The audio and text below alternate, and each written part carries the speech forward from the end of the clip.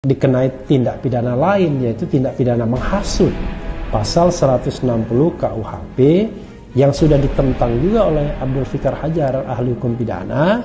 Harusnya ya berlaku kausalitasnya, ada sebab dan akibatnya, karena pasal itu berisi soal penghasutan dan orang yang terhasut kemudian melakukan tindak pidana.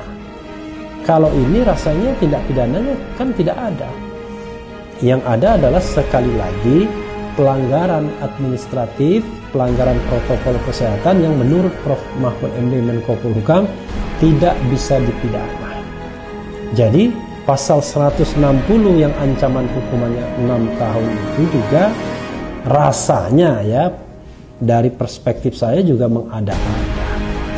Jadi proses yang terjadi pada Habib Rizik ini seolah-olah dipaksakan agar yang bersangkutan ditangkap, ditahan.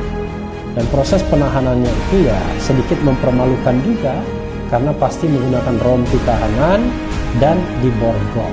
Jadi hanya orang-orang yang jahat, kalau orang-orang kampung melihatnya, yang ditahan dan diborgol. Tapi ya terjadi, it happens kepada seorang ulama.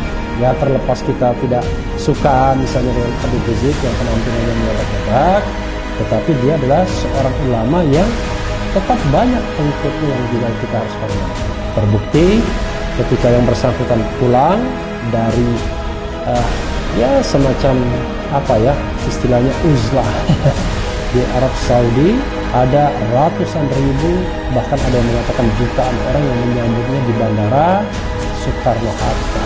Ini menunjukkan bahwa yang bersangkutan bukan tidak ada pengikutnya. Salah besar Praduga Menko Polhukam yang mengatakan bahwa pengikut Habib Rizik sedikit.